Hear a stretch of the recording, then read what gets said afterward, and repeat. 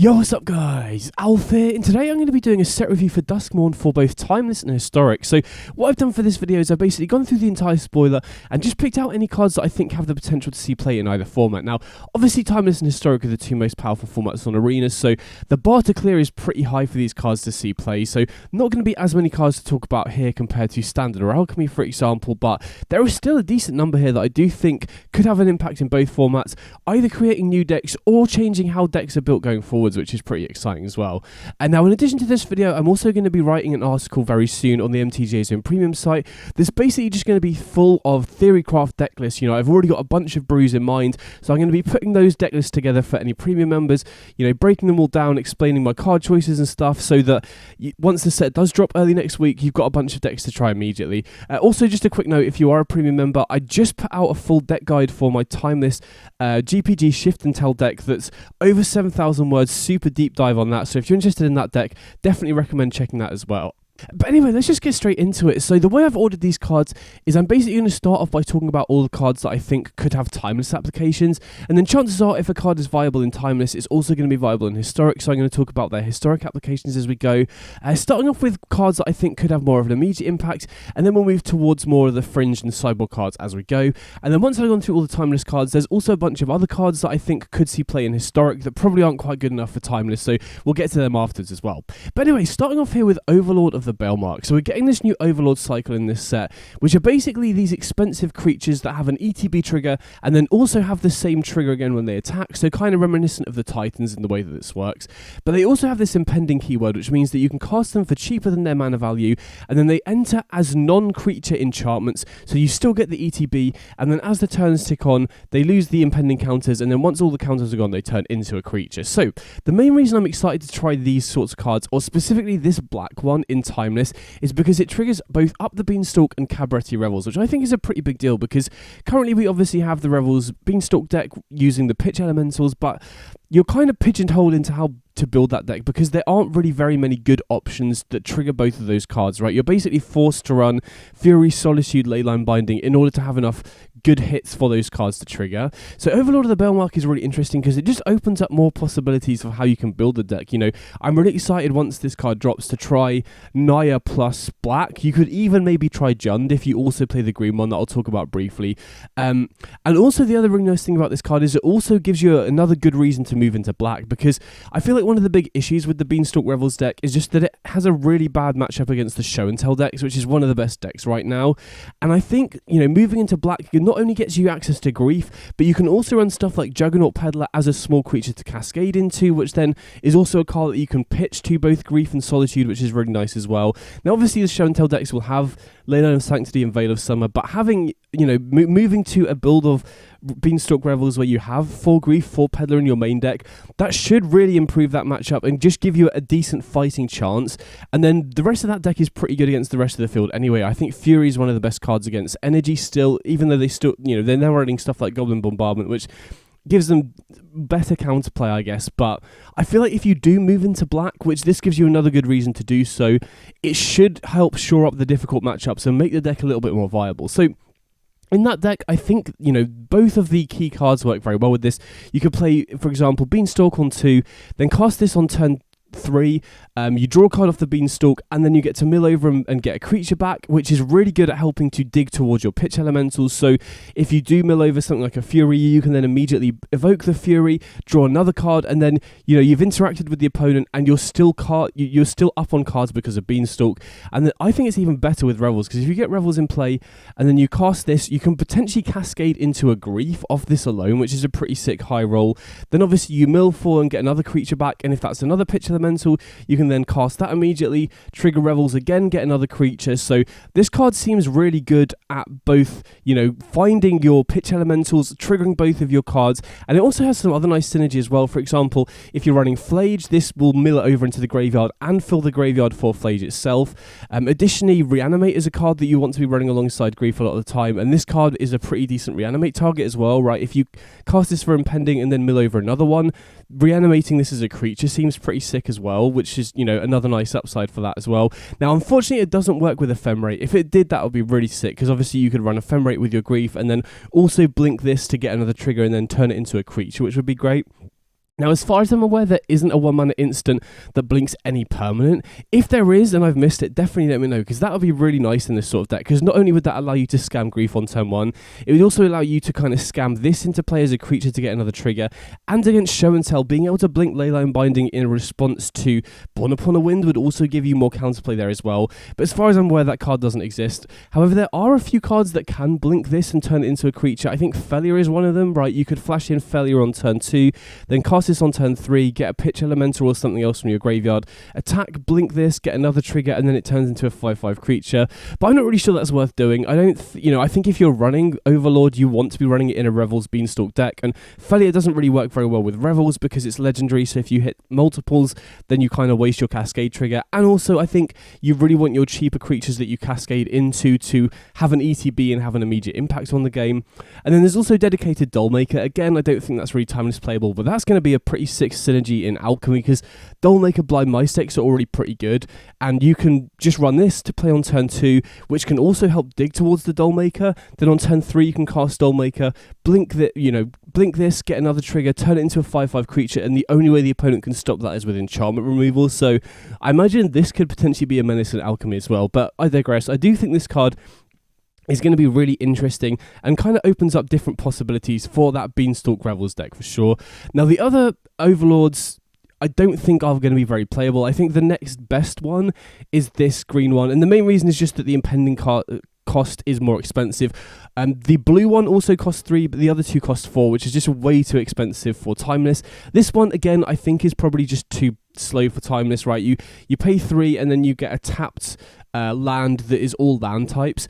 I think maybe I would change my opinion on this if the land token entered untapped, because one of the nice things about this, if you are running like a 4-color deck with Leyline Binding, is that the land you create off this will just get Domain Online instantly, making Leyline Binding 1 mana. So if this created an untapped land, you could then hold Leyline Binding up that turn, which would mean you could go like Beanstalk on 2, cast this on 3, draw a card, get a land into play, and hold open Leyline Binding to play again to draw a card, which would be pretty sick. And then also this ramping would then enable you to hardcast other Overlords or Fury and stuff like that. So maybe this is worth trying. It could also maybe enable Jund without you running white, but then you lose Solitude, Leyline Binding, Juggernaut Pillar, which I'm not sure is really worth it. So the fact this creates a tap land probably just makes it too slow in Timeless, but I'm really excited to try the black one out for sure. Now, in terms of Historic, these cards are also pretty interesting there as well, because we haven't really been able to utilize Up the Beanstalk outside of maybe some Monogreen Devotion builds running stuff like Hollowhenge Wrangler, for example. So I think this could potentially enable an Up the Beanstalk Cabaret Revels list in Historic, where you run like, definitely the black one, probably the green one as well, and then you could maybe run the red one, and then I think maybe you could run smaller creatures that loot and also persist, because the other nice thing about all these creatures is they're non-legendary, so these can all be reanimated with persist, and they are pretty high impact targets, right? Obviously this helps fill your graveyard for persist, but bringing these back, getting the ETB, and then start attacking every turn is pretty high impact, and I think, the red one, especially if you are reanimating this, seems pretty good. So this could be a way for us to finally be able to utilize Up the Beanstalk in Historic, and also have good use for persist, which isn't a card that's seen much play in Historic so far. Again, very, very excited to try this one out. Don't think it's going to be this green one especially is going to be very viable in Timeless, but very excited to try the black one out in Timeless, and I think these ones could see play in Historic as well. So next up we've got Fear of Missing Out, and this is a card that I've seen get some decent hype from the Modern Early Access event, and I'm not really surprised. This card seems very good at rate at what it's doing. So it's a 2-mana looter, which is already going to be valuable, even outside of getting Delirium online for the second ability. If you're running any graveyard synergies, this seems pretty nice. This is probably the best 2-mana looter that we've got access to because of the secondary ability, and I don't think we've seen a card this cheap that can get you the additional combat phase, which is a very strong ability. So obviously in Timeless, getting Delirium online is going to be fairly easy early on, especially if you're running this as a 4-of, because if you draw this in multiples, you can cast this on turn 2 and then discard an additional copy, which just gets 2 card types in your graveyard straight away, which is pretty nice. And then obviously with Fetch Lands and Mishra's Bauble and Dragon's Rage Channeler, getting Delirium online for this, going into your turn 3 should be pretty easy, and then starting to get additional combat phases that early in the game seems very strong to me. So I'm not 100% sure what the best home for this is. It obviously doesn't slot into any pre-existing decks, but we've already got a lot of good tools for aggro decks in the format, and getting Delirium online should be pretty easy. So this could be the card that creates a new Delirium aggro deck, for example. Not 100% sure. And then in Historic, same sort of thing applies. Obviously, getting Delirium online in Historic is slightly more difficult because we don't have as many fetch lands. We don't have Mishra's Bauble either, but we've still got Prismatic Vista, and I've recently been building some lists inspired by Aspiring Spike, where you try and get Delirium online very quickly for Marauder to cascade into Cascading Footfalls, and I was kind of surprised that you can get Delirium online very quickly. And the nice thing about this card in particular is that since it doesn't have haste, which would be insane if it did, but you have your pre-combat main phase on turn 3 to get Delirium online in order to get this ability going, so gives you a bit of extra time in Historic where you might need it to get Delirium online. But either way, just the fact that this is just a 2-mana looter on a reasonable body that also has a very powerful effect makes me think that the floor is already reasonable and the ceiling is pretty high, especially if you're running an aggro deck. So I wouldn't be surprised if this card is a player in both formats. So next up we've got Pyroclasm, and there's not too much to say about this one other than I think it's just going to be an excellent sideboard card in both formats. In Timeless, this is just really solid against the energy decks, so if you're running a deck that has a bad energy matchup, especially in Timeless where you can fairly easily splash an extra colour and not too much opportunity cost because of the fetch lands, this seems like a great sideboard card there. Now they do have some counterplay.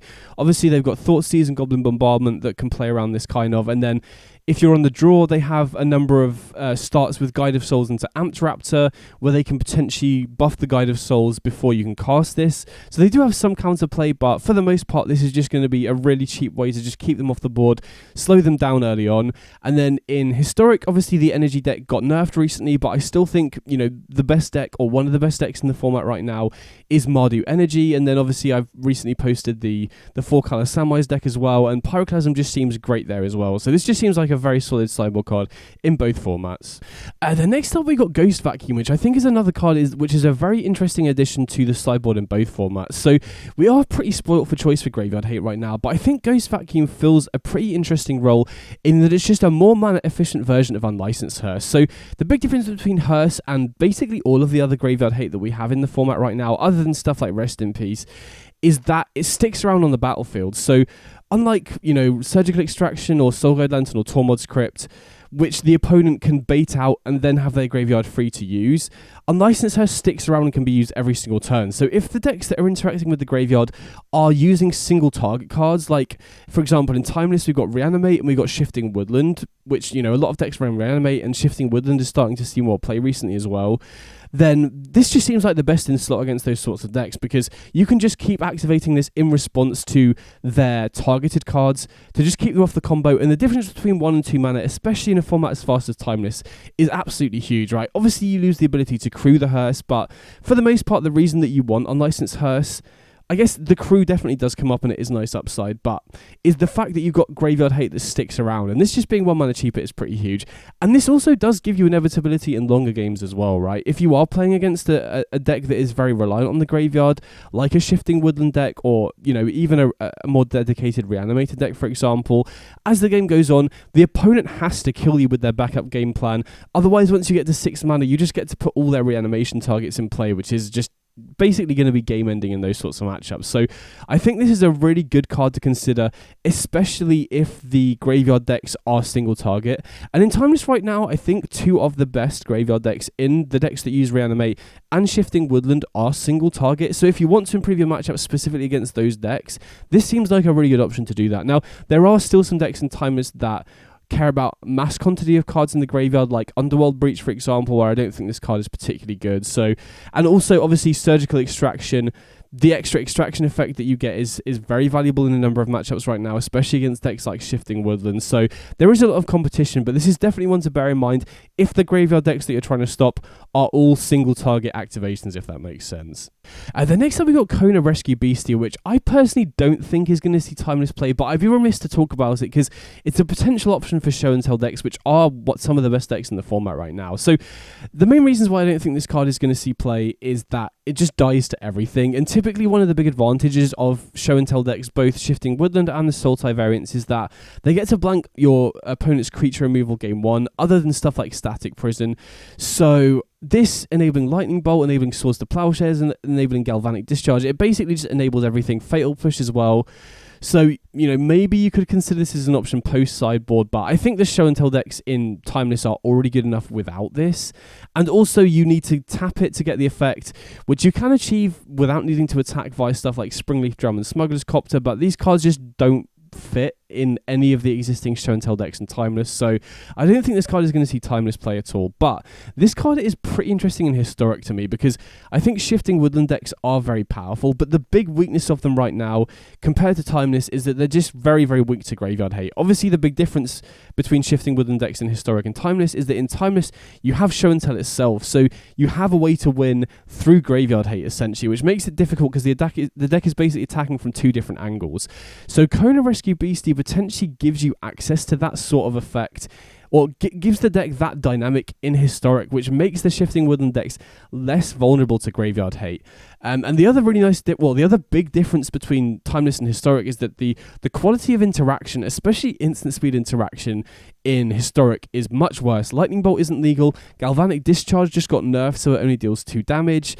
Shove Aside as the premium red removal spell is sorcery speed if you're on the play, so this is also much more likely to survive. So I'm very, very interested in trying to build around this in Historic. Like I said, you don't need to attack with this. You can run Springleaf Drum, so you could potentially run cheap creatures that fill the graveyard like Satyr Wayfinder that also help you ramp with Springleaf Drum, or you're also a deck that wants to be looting stuff, so if you do run other creatures you could also run Smuggler's Copter. And the other nice thing about this card to mention as well is that it also makes Shifting Woodland itself slightly better, because if you're in a situation where you have an Omniscience in hand and this is in the graveyard, you can tap the Shifting Woodland and then reanimate this as a tapped creature, which will trigger the survival, which is another nice synergy as well, that kind of unlocks a few more hands. So I don't think this is going to see play in Timeless, but I do think this card could be a pretty big addition to the Shifting Woodland decks, just to make the deck more resilient and less vulnerable to Graveyard Hate.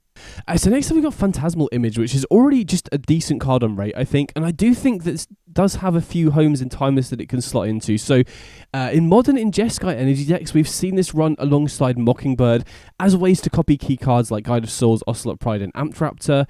Now, I wasn't particularly high on Jeskai Energy in Timeless, mainly because I didn't really feel like Mockingbird and cheap blue counter spells were really that good of incentive to splash an additional Kona. But now with Phantasmal Image, you get more paid off for splashing blue in that deck, so that's definitely a deck I'm going to be trying once the set drops, and I do think it makes the blue splash slightly more worth it. And then additionally, it also opens up more possibilities for Geological Appraiser, so this isn't a deck we've seen at all in Timeless really. It did recently get nerfed in Historic, so Timeless is the only place where you can really play this viably, because the difference between 4 and 5 mana is absolutely huge. But that, you know, in Historic, the previous build we saw involved Eldritch Evolution as a way to continue the chain, but there are builds that we've seen in Modern in the past where you basically run Geological Appraiser and the only cards cheaper than it will be Glasspool Mimic and Phantasmal Image as ways to copy it, and then Imidane's Recruiter as a way to just give everything haste and win the game. Now, I'm not sure this is going to be a top tier deck really, because it is vulnerable to a ton of different types of interaction, but you know, we have enough more expensive cards now where you can fairly freely run all of your interaction being stuff like Leyline Binding and Fury and more expensive cards like that. And then just having a 1-card combo is still very powerful. So I'm not 100% sure that Appraiser combo will be a top tier deck, but getting Phantasmal Image alongside Glasspool Mimic now makes the deck viable, which is definitely something to consider. And then in Historic, I'm not really sure this has an immediate home straight away, because, you know, the main reason to run Jeskai Energy was to copy your Guide of Souls and your Ocelot Pride, and I think with Ocelot Pride being nerfed, that becomes less powerful, but you can still copy Guide of Souls, you can still copy Amped Raptor, so that could be worth looking into. And again, the card is just very powerful on rate, so this just could be a card that you want to consider in some other decks as well, right? We've seen Quintorius combo in the past that is interested in clone sort of effects. Obviously this doesn't work with Quintorius, but this is definitely a card that's worth noting for future combo decks like that as well. And then next up we've got Say Its Name and Altanak. Going to talk about these cards together because they're basically a package, and these are interesting cards to look at because I think they're worth considering in the Shifting Woodland deck. Now, obviously, they are kind of reminiscent of Malevolent Rumble and Cash Grab, which you're already seeing play in those sorts of decks. And there are a number of differences. So first of all, this only mills 3 cards as opposed to 4, which I think is a very big difference. However, you also get to return a creature or land just from the graveyard in general. You don't have to pick out of the 4 cards, which is an upside. Although having said that, these cards are generally most high impact in the first few turns, so I don't think that will end up mattering too much. But if you do manage to get if you manage to get 3 Say Its Names into the graveyard, you can then exile it and put an Altanak in play, which is, getting a 9/9 trample in play is pretty powerful. And then this card is also just not that bad to draw as well, because the activated ability on this can help you ramp and also can pick up lands from your graveyard like Shifting Woodland or maybe Ugin's Labyrinth, for example. And in Timeless, where you got fetch lands, you are going to be able to consistently use this for ramp on turn 2 if you do happen to draw it, which is pretty nice. Now, as to whether these will see play, I don't think it will make a big difference, to be honest, because in my opinion, the best versions of Shifting Woodland Show and Tell right now is the GPG variant, the variant that I ran in the qualifier, because I just feel like that version is so much faster than the previous versions that were running more mid-rangey cards like the One Ring, for example, and Ugin's Binding, I think it's called. And in that list, this is just not better than Malevolent Rumble, in my opinion. I think the extra token and the ramp that you get off Malevolent Rumble, enabling more turn 3 kills, is absolutely huge. And then past that, I don't think you're cutting looters for this, because looters are so important in that deck. And so the only slot you could really look at to replace here is Cash Grab. And I think for this to be good, you really want to be running it as a 4 of alongside Altanak in order to trigger it. So I think specifically in the GPG builds, which in my opinion are the best version of the deck right now, because that deck really helps to bridge the gap in speed between Simic and Sultai, which I think is the main weakness of Woodland compared to Sultai. I don't think this will see play there. This could be a consideration in the decks not running GPG Ulamog, though. That those sorts of decks do want to run a lot of setup cards like this, and they don't need as many looters because they don't have as many combo cards that can get stuck in your hands. So I think this could see play in non-GPG versions of Shifting Woodland decks, but I don't think those are the best versions of it. Then in terms of historic, I think this is also a consideration there for Shifting Woodland decks as well. Those sorts of decks do want to run slightly more setup cards. However, like I said, I think the best builds of those decks will probably be looking to enable Kona in future. So I wouldn't be surprised if this doesn't end up seeing play in the best versions of Shifting Woodland in either format. But I still think they're definitely worth considering, and I could see them being a decent option, especially if you don't need to run as many looters in those sorts of decks. So next up we got Maddening Hex, which is another interesting sideboard card that's obviously going to be very effective against any deck that relies on chaining together a bunch of cheap non-creature spells to do their thing. So in Timeless right now, there are a few decks that this could be good against. I think this is going to be great against Underworld Breach at just stopping them comboing off, although obviously you need to be able to beat their backup beatdown game plan, because if you have this in play, they're obviously just not going to cast the Underworld Breach. Then Dimir Tempo, this could also be decent against, because they have to chain together a bunch of non-creature spells to do their thing, but trying to resolve a 3-mana enchantment against them when they have so many cheap counter spells is going to be rough. So maybe if you're running a very creature-heavy deck where they're likely to board out counter spells, this could be a good a good card to bring in post-sideboard there. And then it also could be an option against Show and Tell as well. Now, I'm not sure this is going to be any better than Roiling Vortex, and it's 1 mana more expensive, and still suffers all the same issues that Vortex does, in that it dies to Abrupt Decay, and if they have, Show and Tell into Omniscience and then just immediately have their Wish card, they can still beat this. Because of the life gain from Approach of the Second Sun. So I don't know if this is worth running immediately, but this seems like a card that could be a good catch-all answer, right? If Show and Tell, Underworld Breach, and like another Storm deck pop up as 3 very popular decks, then this seems like a really solid sideboard card there. So I'm not sure this is worth running in Timeless right now, but definitely an option you should bear in mind going forwards for future metagames. And then in Historic, I think there are more decks where this could be good. Typically in the past, these sorts of effects were very powerful against Is It Phoenix and Auras. I don't think Phoenix is likely to see any more play because Surgical Extraction is still seeing a lot of play, but when I get to Historic, Auras specifically are getting some very nice tools in this set. Now again, they have ways to play around it. They're obviously going to have Auras that give lifelink, which then enables them to attack, but there are some other decks in the format that chain together cheap spells in order to win, like Is It Wizards, for example. So again, I'm not sure this is really worth running straight away, but it's definitely a card to bear in mind if multiple top decks in the format rely on casting non-creature spells in order to do their thing. So next up we got Valgavoth Terror Eater, which is basically a big creature that you want to cheat into play. Now, having said that, I think in the vast majority of matchups, Atraxa is just going to be better than this, but I thought it was worth highlighting because Timeless doesn't have that many good creatures to cheat into play. I think that's one of the main reasons why Creativity has never taken off as a deck, for example, but I thought it was worth highlighting this because if you are playing a deck that wants to cheat big creatures into play and you're worried about the sequence of cheating into play an Atraxa, refueling your hand, and then the opponent just killing Atraxa and attacking in. This card seems much better against the decks that can do that because Ward's sacrifice 3 non-land permanents is very difficult. Well, it's difficult to achieve early in the game if you can set it up, and it also is way better in terms of tempo, right? If you get this down and the opponent does kill it, them having to sacrifice 3 non-land permanents probably means that you're not likely to then just die on the crackback. But having said that, I think in decks that do cheat big creatures into play, you're much better off just still running Atraxa and just sideboarding into more removal so you're not behind on the board. So again, I wanted to highlight this because it is an option to cheat into play when we don't have that many good options, but I think in the majority of cases Atraxa is the better option, and you're probably just better off bringing in more removal in both formats, including Historic, I think. And then finally, the last card I wanted to talk about for Timeless, and this is a super fringe one, but I thought it was still worth highlighting, is Unable to Scream. And the reason I'm highlighting this card is because I think it's the best removal spell that blue has ever gotten. So if you're running a mono blue deck, I think this is just the best option if you need to be able to interact with the opponent's creatures. And there isn't obviously a top tier mono blue deck, but I know Ali Eldrazi's been doing well with mono blue Belcher recently, and so if that deck wants to interact with creatures, especially hate creatures that can stop you comboing off, this is just a 1-mana way to just basically nullify any opposing creature, is definitely worth bearing in mind. And similarly in Historic, there isn't really a viable mono blue deck right now, but if you are running mono blue for whatever reason, this does definitely seem like the best option if interacting with the opponent's creatures is important. So those are all the cards I wanted to talk about for Timeless.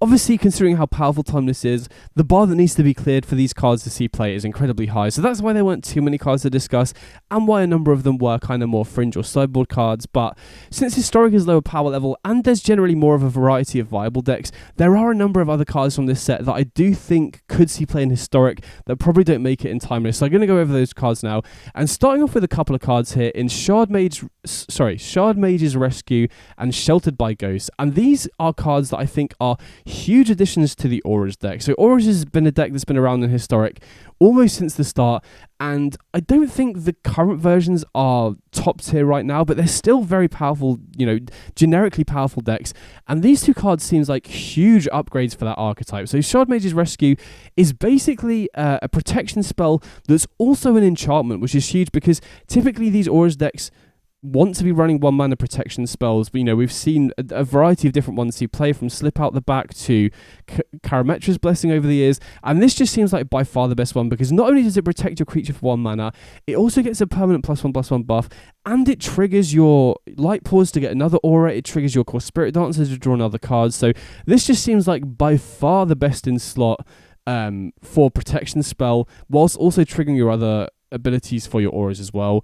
And then Sheltered by Ghosts also seems incredibly pushed and so good in these decks. So it's basically a 2-mana Oblivion Ring that also gives your creature +1/+0 lifelink and ward 2. This card seems absolutely absurd in the Auras deck. Now, obviously the big downside of this card compared to a conventional Oblivion Ring effect is that if the opponent kills your creature in response to you trying to enchant it, it just goes straight to the graveyard and you don't get it. But the whole name of the game with these decks is you don't want to give the opponent an opportunity to kill your creature. So, if you do get this off, say for example you go into turn 3 and you have both Sheltered by Ghosts and Shardmage's Rescue up, that's insane because you can cast Sheltered by Ghosts on your, your Light Pause or your Core Spirit Dancer.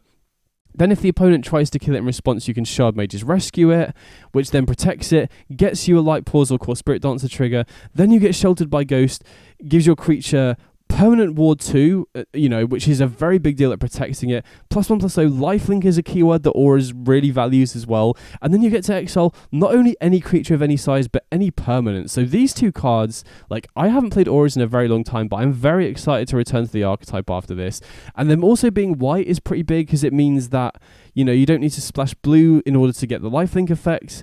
And the fact that you can also tutor this off Light Pause when you play another 2-mana aura, these cards just seem like a very significant buff to the Auras archetype. Now again, a number of decks in the format right now are pretty interactive, So, you know, I think auras specifically will struggle against a deck like Mardu Sacrifice, for example, where they're running a lot of Fatal Pushes and Claim the Firstborns, but these two cards seem like such a big archetype buff that I'm definitely going to be returning to it and see how it does. The next time we got Abhorrent Oculus, which is a pretty powerful card, I think. You know, I have seen some people talk about this in terms of Timeless, and I just don't see it there, to be honest. I think the only deck that would really want to run this sort of card is Dimir, and you'd have to give up both Lurrus and Treasure Cruise to run this, which seems like such a big opportunity cost. So I don't think it's going to be good enough there. Plus, it dies to a lot of stuff as well, right? Trades really poorly with stuff like Swords to Plowshares. However, in Historic, where the quality of removal is a lot lower, and, you know, a lot of the commonly played removal spells like Fatal Push and Shove Aside just can't kill this, this does seem like a pretty powerful effect. And, you know, we can fill the graveyard relatively quickly there, right? You've got Prismatic Vista, and then if you're running a deck with a bunch of cheap instant sorceries, that can fill the graveyard pretty quickly for this as well. So in terms of the best homes for it, I think the deck outside of Dredge that can fill the graveyard the quickest is probably Izzet Phoenix. So you could consider it there maybe. I mean, the risk with that is that then both of your main threats are vulnerable to graveyard hate. If most of the graveyard hate being run is single target, like Surgical Extraction, then that's not too much of an issue. But if people are playing stuff like Rest in Peace, Lane Under the Void, or Unlicensed Hearse, then it becomes a lot more of a problem because both Oculus and Phoenix both get hosed by those sorts of effects. So it might be a bit risky to run there.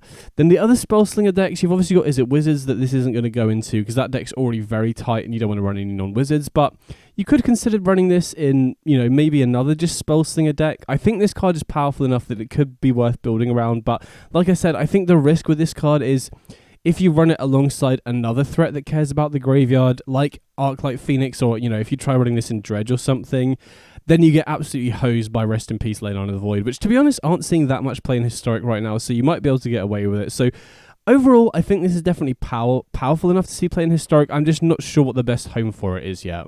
The next up we got Expropriate. So I think this one is only going to fill one very specific role, and that's to be run in Emergent Ultimatum lists that are, you know, being cheated into play off Mizzix Mastery or Scholar of the Lost Trove. So in Best of One in Historic, we've seen these sorts of lists for a while, and then recently they've come into popularity again because of Persist. So you can fill the graveyard, then Persist Scholar of the Lost Trove, which can copy stuff like Emergent Ultimatum. And if you are running a build with Ultimatum, Expropriate seems like a really big upgrade in those sorts of decks, because those lists are still running Oran's Epiphany from what I've seen, and Epiphany in Historic is still the nerfed version, so all that reads is just take an extra turn. You don't even get the 2/1/1 tokens, so this is just a straight upgrade on that, right? If you replace Oran's Epiphany with Expropriate, and you get to cast it off an Emergent Ultimatum, Mizzix Mastery, or Scholar of the Lost Trove, not only do you get an extra turn guaranteed because you can pick time, but you also get to steal one of the opponent's permanents because they're presumably going to pick money as well. So this seems like just a straight upgrade for the Ultimatum deck. So if you play that in Best of One, definitely consider adding this to your Ultimatum piles.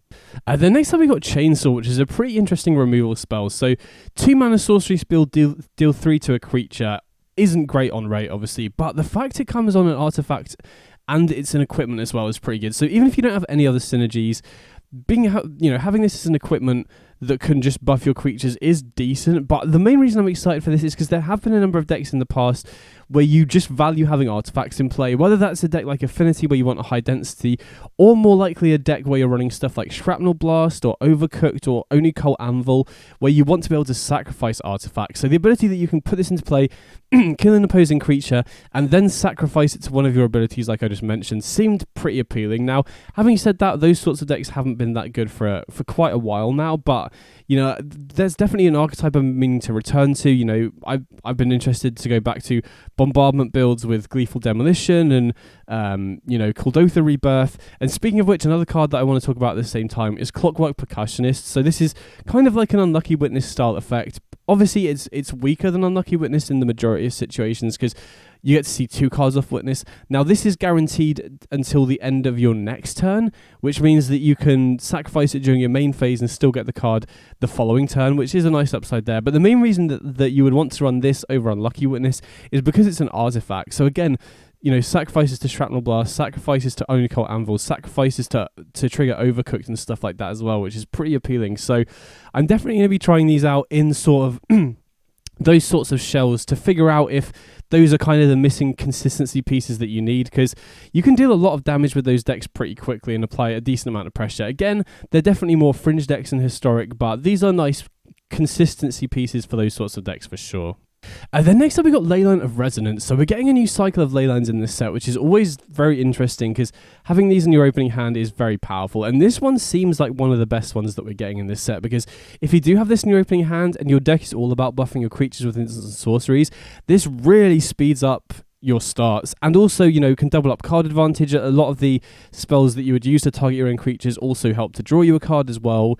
So this card, I mean, again, the issue with this in Historic is that those sorts of decks that are all about buffing your own creatures, like Feather or Heroic, like we've obviously seen more streamlined Heroic builds recently, they've never really been top tier, and this will, you know, definitely speed up the deck, but will also lead to slightly more awkward draws. You do have the 2-mana card that can connive every time you target it, which can help, you know, mitigate drawing this, like, as a top deck later, which is interesting.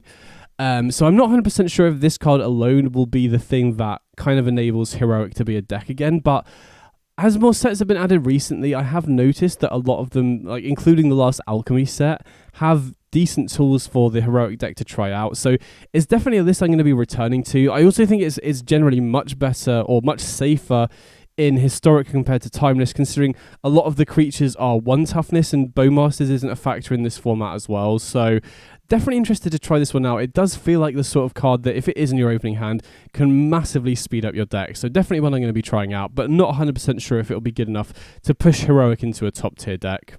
Then next up we got the Wandering Rescuer, which is a pretty interesting Convoke card that can be used to protect your creatures at instant speed, and then once this is in play, all of your tapped creatures continue to get hexproof as long as this is in play as well, which is pretty sick. So in Historic, we still do see some decks that utilize Convoke, especially the creature-based combo decks. You know, we've seen Yawgmoth, Samwise, and also Amalia using this kind of, you know, Abzan Convoke package with stuff like Ropeline Attendant, Call of Calling, Knight Errant Navios in a lot of situations. And this could be a potential sideboard option against decks that are packing a lot of interaction against you, right? You can, you know, flash this in if the opponent tries to kill your Yawgmoth, flash this in at instant speed, tap down the Yawgmoth to give it hexproof, and then, you know, protect your combo to go off, which seems pretty appealing. Now, the one big downside of this is that it doesn't really do anything against sweepers. It's only against spot removal, which might mean it's a little bit too narrow. And also, you do need to have all the creatures in play first. So, again, not 100% sure, but I do think this is definitely worth trying, at least in the sideboard of these, you know, Convoke heavy Ropeline Attendant Chord of Calling decks going forwards. Then next up we've got Screaming Nemesis, and this is a really interesting and unique card. I don't think we've ever seen this effect on a card before. Now again, this is going to be a very fringe card. I think this is only likely to see play in the sideboard of Burn decks, and Burn hasn't been a top tier deck or anywhere near in Historic for quite a while. But if you are somebody who enjoys playing Burn in Historic, this is definitely worth considering playing instead of something like Rampaging Ferocidon or Roiling Vortex as a way to bypass the opponent's life gain, because if you attack with this and the opponent blocks, you can just deal some direct damage to the opponent and then stop them from gaining life for the rest of the game. And you can also target this with your own burn spells. So if your opponent tries to kill this with like a Fatal Push or something, you can cast a Play with Fire on this in response, or, you know, a Lightning Strike or something, redirect that damage to the opponent's face or another creature, and then you still get that ability that they can't gain life for the rest of the game. So the big advantage of this over alternatives like Vortex and Ferocidon is that, you know, even if the opponent is running a removal heavy deck, once this ability has happened, they just are locked out of gaining life, which is a huge deal for a burn deck. Like I said, though, deck isn't top tier in this. This definitely isn't going to be the card that pushes it back up to relevancy, but if you are someone who still plays burn in Historic, this is definitely a card that's worth trying in your sideboard. Then next up we got Untimely Malfunction, which is another sideboard card and is another flexible way to destroy artifacts that you can board in. So the card that I always compare these sorts of cards to is a Braid. I think a Braid is probably the best option that we have for these sorts of cards, in a way that it can give you a way to destroy artifacts, and is also a good card that you can bring in against creature heavy decks as well. And I kind of see this card as an option against artifacts that you can bring in against the other end of the spectrum, against the slower, more interactive decks like your Rakdos midrange or your control decks, because being able to redirect discard spells like Thoughtseize and redirect removal spells with this seems like pretty nice flexibility. Now, having said that, I don't think there are very many slower decks that are running artifacts that you need to be able to destroy right now. I think, you know, Jeskai typically doesn't run artifacts. So I don't think this is going to be relevant straight away, but if you do want to be destroying artifacts and the matchups where you're mainly wanting to do that is against the slower, more interactive decks, then this definitely seems like a card that's worth bearing in mind.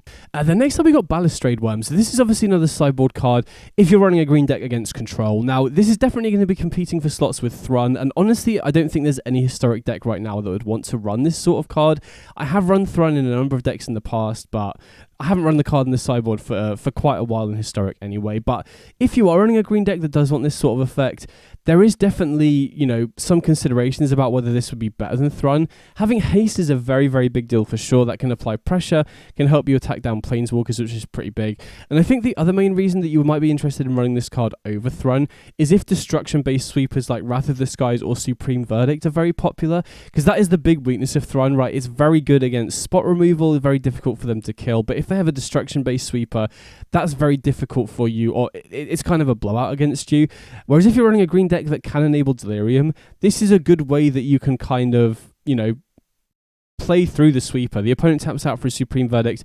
If you can immediately just bring this back from the graveyard, that's going to be a very hard sequence for them to beat. So I definitely think that if you are interested in this sort of effect, it's worth considering this compared to Thrun, but there aren't really any green decks right now that want this sort of effect. And, you know, you would also need to be a green deck that can enable Delirium. So definitely very fringe, but worth considering if you're playing green decks in future. And then finally, the last card that we've got here is Leyline of Mutation. So again, this is another new Leyline that we're getting, and this one's pretty interesting. So it's basically Fist of the Suns, but on a Leyline, right? You can pay Wurm rather than the mana cost of a spell. So obviously, if you did use this in Historic, the idea would be that you get to be able to cast Wurm, and then you cast like an Ulamog or, you know, whatever the best really expensive card is. And this card is pretty interesting because, you know, a lot of the issue with Leylines is that oftentimes they're very good in your opening hand, but very clunky to cast. This one, since you don't really get to utilize it until you have 5 mana, isn't actually the worst to curve into, right? You curve this on 4, or, you know, typically if you're running this sort of card, you probably want to be playing a ramp deck. So ideally you want to be casting this on turn 3 into Wurm on turn 4 to cast like an Ulamog or something. So this is kind of the rare case of a Leyline that, you know, the difference between having it in your opening hand and hard casting it isn't as big as the majority of the other ones, which is pretty interesting. Now, again, this, you know, you would have to build an entire deck around this, and I'm not sure the juice is really worth the squeeze for this one, to be honest, but you never know. It's a very powerful effect for sure, and as we get more very high impact expensive cards to be able to cast, this is definitely one that could be worth considering. But again, I don't know what the rest of the deck looks like. Presumably you want to be ramping, but then you also need to be able to produce all 5 colors of mana early on. So this definitely seems like a card I'm going to be trying out, but it wouldn't surprise me if this is a little bit too clunky for now. If there was another sort of effect that also paid you off in a similar way, you know, you had more redundancy for this sort of thing, then I become a lot more optimistic about it. But this is definitely one I'm going to be trying out, but I'm not super optimistic about. So those are all the cards that I wanted to talk about today. Definitely let me know in the comments if you think there's any cards I left out, or if there's any applications of the cards that I talked about that I didn't mention, because obviously, you know, there's a ton of possible interactions, especially in formats like Historic and Timeless, where the card pool is so big. So definitely let me know if you think I missed anything else out. And also, like I said, if you're a premium member, keep your eye out on the website over the next few days, and I'll have an article out with all the Theorycraft deck lists. I'll have a link to that down in the description once it goes live. And then additionally, like I said, if you liked the Timeless Godfarrow's Gift Shift and Tell deck that I covered in my last video, I've done a 7,000 word article going like deep dive on that deck that I'll have linked in the description if you want to check it out and you're a premium member as well. Either way, I hope you enjoyed the set review. I'm really excited to get my hands on these cards. There's a few decks that I'm really excited to try out once it drops. And yeah, I'll have a bunch of new decks coming out once it does drop, and I'll catch you all on the next one. Big up.